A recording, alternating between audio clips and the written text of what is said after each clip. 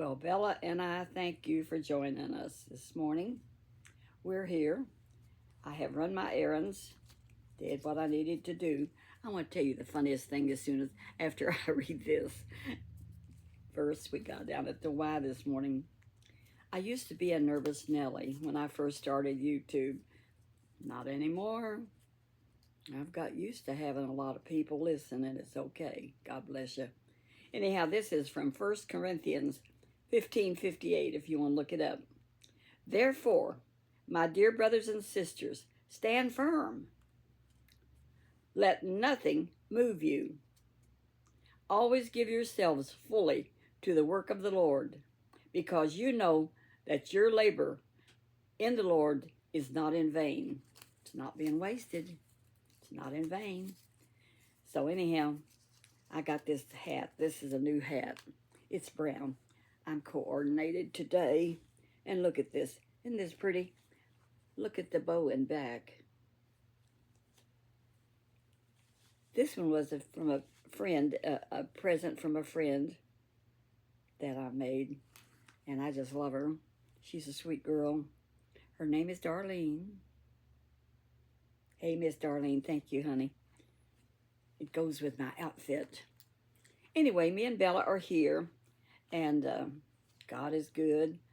But the funniest thing happened, I'm going to tell you now what it was. I ordered, now we have a little cat over at the house, over at James's house called Sweetie. And Sweetie is the sweetest cat. And she just loves James. She's his cat. Now I've got one and it's Busy. And Busy wants to be right beside me whenever I'm over there. And Sweetie wants to be wherever James is. So she wants to go outside. When we go out and sit on the patio, she wants to come outside so bad. So what did I do? I decided to order her a halter. I should have took a video of her, what she was doing. I got this halter and leash yesterday, and I thought, this is going to be fun. We can take Sweetie outside, and she can visit and listen to the birds and all that kind of stuff. So I didn't say anything to number 3, James, about it, because it was going to be a surprise. So I got it, and it came in the mail, or they delivered it, and I got it last night. So I got Sweetie, and I picked her up, and I took her to the table. James was watching TV. He wasn't paying me any mind whatsoever. Men do that sometimes. They don't even hear you talk, and that's a fact, Jack. If you get loud enough, they'll hear you. Anyway, so I just quietly, it was the right size, and I put it on her. And I thought, now I'll take her outside for a little walk. So I set her on the floor. And you know what she did? She flopped over and would not get up, right there where I was at. So I stood her up on her feet. She flopped back over. Then she just felt crazy. So I said, well, I'll take her over by the door and tempt her that we can go outside. I put her in front of the door and was going to open it. She flopped over and wouldn't move.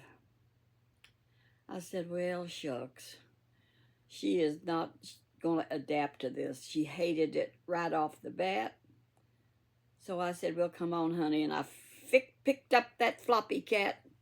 James still not watching anything I did. He, even today, does not know that I sent it back, because I could tell she had her mind up that she was not going to wear that halter.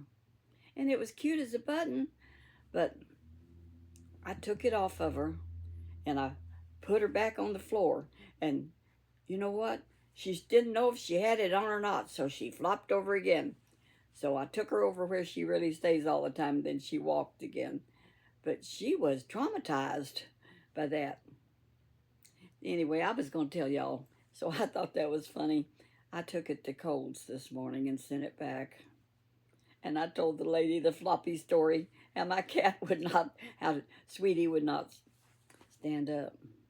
She said, okay, Grandma, they know me over there at Coles now. People stop me almost and say, do I know you from somewhere? I said, you might. God is good. So anyway, I was going to tell y'all about my best friend that passed away about a year and a half ago by the name of Anna Marie. And I met Anna Marie at the mall walking because after Buddy passed away, I would walk. They had a walking club at our mall here, and it was in Clarksville, which is nearby, not too far away, about 10 minutes, maybe less. So I would go walk every morning, and I'd see her walking. She'd see me walking. She was a fast walker. I was never a fast walker. I was never athletic. Another funny thing happened this morning at the Y. They got a guy down there that every Wednesday morning, he does these exercises and leads them, and he hollers, hi, hi, hi. And you can hear him all over the place. And there's a lot of them that join him on Wednesday morning and do, ha, ha, ha. He said, now I've got kids from 10 years old to 80. And he knows I'm Grandma Lois and that I'm 90. He said, but I need a 90-year-old in there. He says, I'll see you Wednesday morning. I said, dream on. I said, no way, Jose. Am I going to get in there and go, ha, ha, ha? Not me. He said, I'll see you Wednesday morning. I said, you'll see me walking like I always do. I said, at 90 years of age, you're blessed to be walking. And I'm blessed, but I'm not doing that. So I said, he knows I'm Grandma Lois. So I said, you want to do a short with me? He said, bye. He wouldn't do it. He said, just see you Wednesday. I said, dream on. So now back to Anna Marie, my good friend. She was German, and she had married a soldier boy. When he was in Germany, he was there a long time, and Anna Marie was there when Germany got liberated. And she said, when they came in on their big tanks and stuff, and they were throwing stuff off, like candy bars and all kinds of stuff for the kids to eat and presents, and people, not only kids, but grown-ups was grabbing it and trying it out and gobbling the candy bars down. And this thing about this big, about this round, was thrown off, several cans of it. And she said, we just grabbed it up and opened it up, and we just dug our fingers into it and took a taste. It was shoe polish. She said it tasted terrible. She said, but we didn't know. You know, we thought it was like the candy bars and stuff because it was a nice color, but it was shoe polish. And then she told me about the time they were living in Germany, and her mother had black hair, and they were conscripting all the Jews and taking them to another place. So they took her mother in and kept her 4 weeks, Anna Marie said. And she finally proved to them that she was of German heritage and not Jewish heritage, and they let her come free. And they lived in an apartment in Germany that had running water and everything. I mean, it was quite up to date. She said it was nice, and Anna Marie was a beautician. And when she met that soldier boy and married him, and she had 3 daughters after she moved to America. And you know, when she came in here, it took her 5 years to get her citizenship. They didn't just hand it out to her just because she married a soldier. No way. He was in the Air Force, I believe. And anyhow, they were married a long, long time. But he ran around on her. When they came on to the U.S., he got a job at the post office. Now, Anna Marie got a job, and she was working, he was working, and he got to running around on her. And she got a job in a beauty shop, and she was working as a beautician. And anyway, he was in the post office, and he had to deliver mail from one post office to the other, from towns. And he'd take it from one place, like he had to go to Madison and bring it to Albany. So she said one day, he said, well, I'm going to Madison to pick up a load of mail. I'll be back such and such a time. And then he didn't come home. So what did she do? She got in her car and she went to Madison. She told me this herself. She's gone, and I don't think her kids watch this, and besides, it's just what Anna Marie told me. It's a fact. So, anyway, she said, so she got in her car and she went up there where he was supposed to be picking up that mail at Madison, and there was his truck that he drove that she recognized, and there was a car beside it. Well, she got out and she went over to the truck, and guess what? There was her husband and that girl. And she had long, Anna Marie said she had long, beautiful hair. She said I had a pair of scissors with me. So I just grabbed up my scissors and I headed toward them. Caught them in the act, if you know what I mean. So she grabbed that woman by the hair of the head and pulled it back. And her husband started screaming. The woman started screaming because Anna Marie was pulling her hair. She had them scissors, she said, and her husband said, "What are you doing? What are you doing?" She says, "I'm cutting her hair off. I'm cutting all her hair off." Her husband had to forcibly restrain her from cutting that woman's hair off. She was insanely jealous, and why? I mean, you know, she's a beautician. She could cut hair. But she said her husband got her calmed down, apologized, begged her to not divorce him. And so she took him back. And she said, "If I catch you running around again, it won't just be a haircut." So I guess he was pretty good after that. Now, she was German, and she was different. But I had met her at the mall, and she was walking, and she stopped me one day, and she said, "I see you walking around here all the time. Your hair always looks good, and you're such a neat-looking person." That's what she told me. "Would you want to be friends?" I said, "Oh, okay, maybe so." She said, "Here's my phone number. I have it ready." I mean, she's on the ball. So I didn't call her for a day or two because I thought, this is a strange woman. And so I called her. And so she said, yes. She said, let's go down to Overlook and eat out and get acquainted. And that's a fancy restaurant down the river. She said, we're from down in Crawford County. That's where my husband's from. And we visited a lot down in there. And I'll show you the sights down in Crawford County. So we went out to eat and everything. And she could not speak English real good. But I could understand her pretty good. Everybody else couldn't. That woman was a go-getter. She ended up dropping being a beautician and getting a job at Pillsbury, which paid a whole lot more money and made real good money. And you know, she decided long ago, and she told me so, she said, I'm giving my body to University of Louisville for the doctors. And I don't care what they do with it. But I don't have to pay for a funeral, and they can have my body. Well, she moved out to Georgetown, and I didn't see her too much anymore. I'd go out and visit a little, and she'd beg me to stay all day, which I can't sit with somebody else that long. And I'd stay as long as I could and have a cup of tea with her, and then go on visit my daughter, which lived on out past Georgetown, which I didn't stay long with her either. I just can't sit around somebody else's house very good. It's just me. So anyway, so she was getting sicklier and sicklier, and her one daughter was, and well, maybe both of them were kind of looking after her, taking care of her, and she started getting forgetful.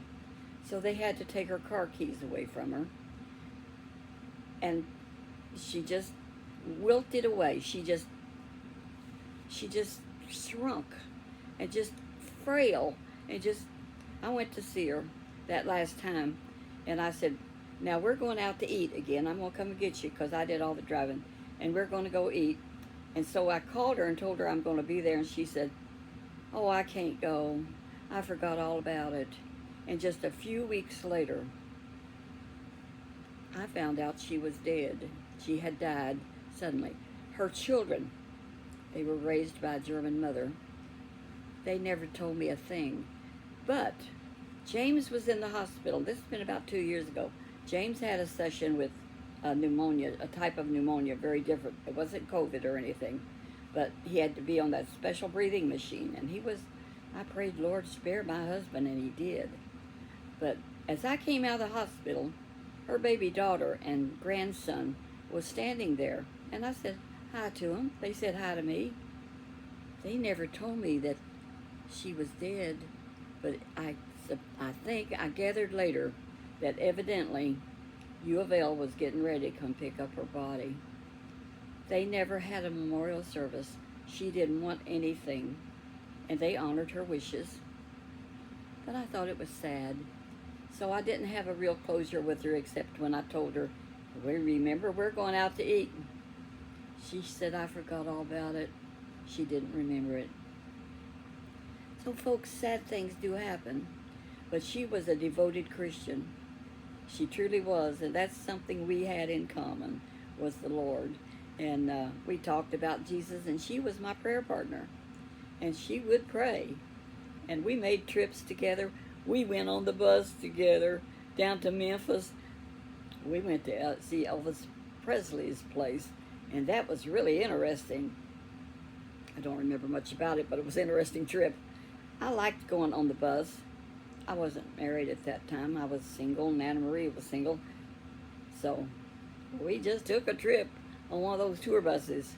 That's an easy way for seniors to travel. They take care of everything. They find a good place to feed you and take care of your luggage, get you a place to stay, and we had it made. James don't want to travel like that, and I don't want to travel. You know what? My traveling days are over, but I don't care. Guess what? I got my bow under here. Fix my hair. Somebody said I didn't have to fix my hair for them. You don't know what you're talking about. Of course I have to fix my hair for y'all. For all you grandbabies. I'm a determined old woman. Enjoying life one day at a time still. Thank you, Jesus.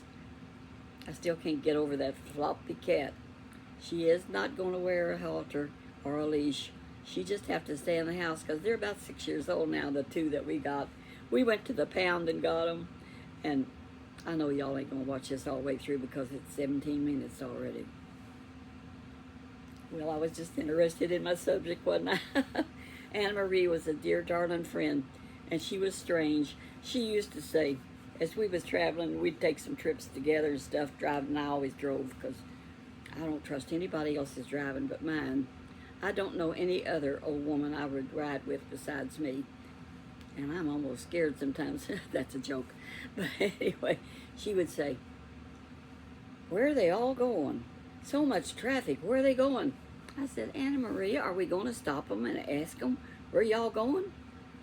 So once in a while, when we see a lot of traffic, I say to Jane, "Reckon where they're going." Just in remembrance of Anna Marie. And another thing she said all the time, when we went to the flea markets, because she was a neatnik, "They need to straighten this place up. This place is a mess. They need to straighten it up." She was so neat. And another thing she would say, "You know, everything changes." I said, "Anna Marie, that's life. Everything does change. It changes all the time. You can't believe how life changes. You got to go with the flow." And that's an old saying. So I'm going with the flow with YouTube and all you kiddos.